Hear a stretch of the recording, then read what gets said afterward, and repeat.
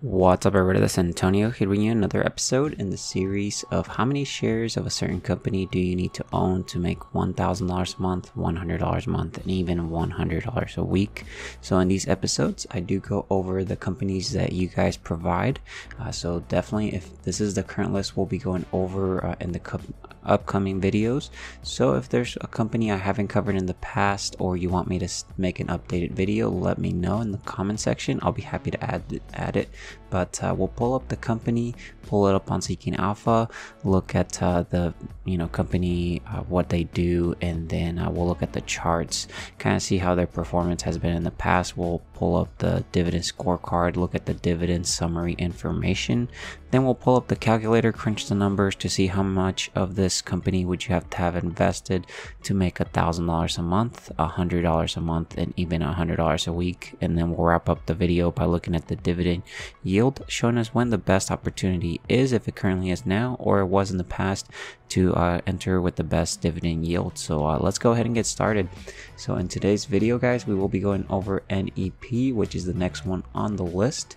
Let me pull it up on Seeking Alpha. All right, guys, so NEP is NextEra Energy Partners LP. Currently trading about $26.56.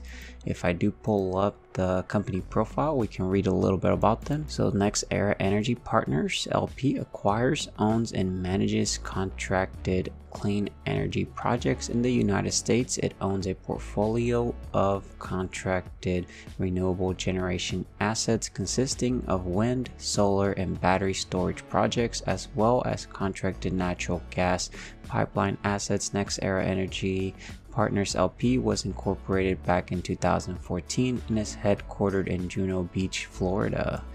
So they are in the utility sector.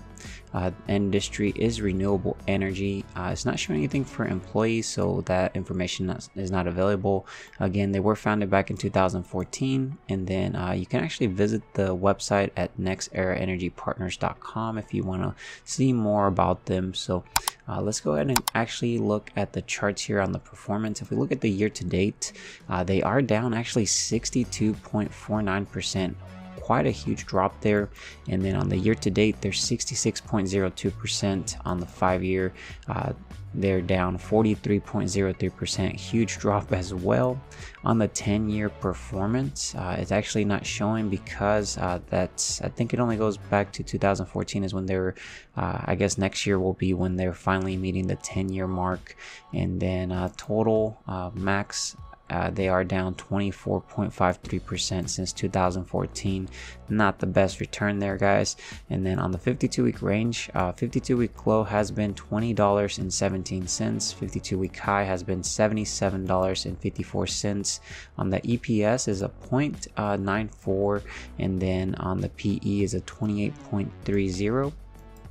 Dividend rate is $3.47, and then on the dividend yield is a 13.06%.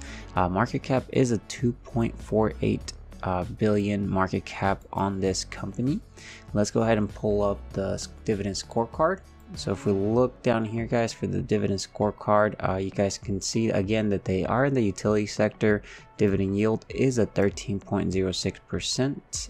Annual payout is $3.47. Payout ratio, not sure if this is accurate, but it's definitely not looking accurate. 253.87%. 5-year CAGR is a 14.54%. I believe that they did cut the dividend at one point. I'm not 100% sure. So if you guys know, let me know in the comment section so everybody can know. Dividend growth is showing 9 years. Again, Seeking Alpha hasn't known to have this values incorrect sometimes, but they do pay out quarterly, which they would pay you out 87 cents quarterly. Let's go ahead and actually pull up the calculator, guys, and we can crunch these numbers. So let's go ahead and find out how much of this company would you have to have invested to make $1,000 a month. So we want to make $1,000 a month. There's 12 months in a year, so you'd multiply those together. So annually you do need to make $12,000. So if you take those $12,000 and divided by the annual payout, which is at $3.47. This will actually give you the total number of shares that you need to own. So you need to own about 3,458 shares of this company, and you'd be roughly making about $1,000 a month. But if you want to see how much in total right now at the current share price, how much you have to have invested to achieve this, just multiply the total number of shares times the share price, which is $26.56. So you'd have to roughly invest about $91,850, and you'd be roughly making about $1,000 a month. There's actually a quick way to do this, which is take the $12,000 you need to make annually divided by the dividend yield here, which is at 13%, and then you roughly get about $91,883, which is a quick way to calculate this. Let's go ahead and do the next one, guys, which is $100 every single month. This one's a little bit more achievable because you do require a lot less capital. You can actually take the previous answer and divide it by 10, but since there's probably people that are interested in going behind the math and seeing how it works out, we'll go ahead and walk through it. So we want to make $100 every single month. There's 12 months in a year, so 1,200 is what we need to make annually. Again, divide that by the number, the annual payout, which is $3.47.